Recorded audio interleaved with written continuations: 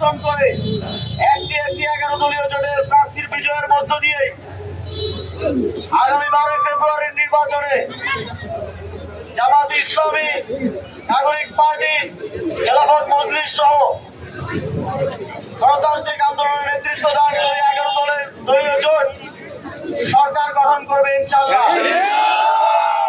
এটার জন্য আপনারা এতদিন পরিশ্রম করে আসছেন আমরা জানি। আগামী 4 দিন খুবই গুরুত্বপূর্ণ।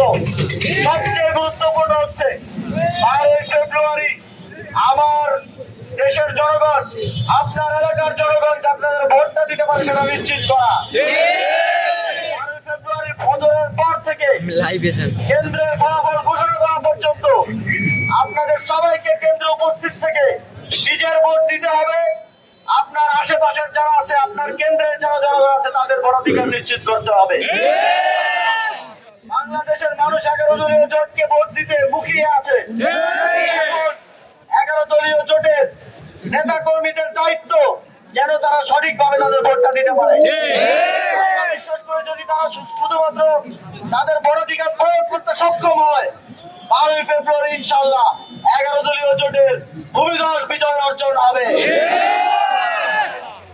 প্রতিজ্ঞা করেছি, বাংলাদেশের মানুষের কাছে প্রতিজ্ঞা করছি যে 11 দলীয় জোট সরকার গঠন করলে 1 মাসের মধ্যে ওসমান হাদি ভাইয়ের হত্যার বিচার নিশ্চিত।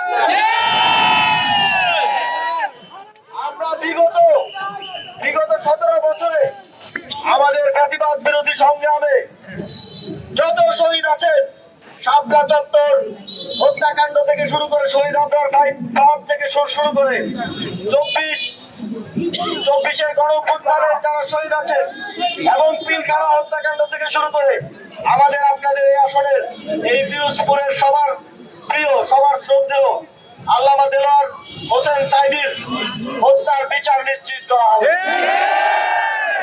আমাদের সেটা নিশ্চিত করতে হবে, আপনাদেরকে নিশ্চিত করতে হবে যাতে 12 ফেব্রুয়ারি আমার কোনো মা বোন, আমাদের কোনো চাচা ভাই কেউ যেন ভোট না দিয়ে কেন্দ্র থেকে ফেরত না যায়।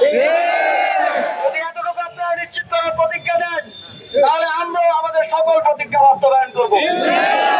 আপনারা কি প্রতিজ্ঞা করছেন? বিজয় হবে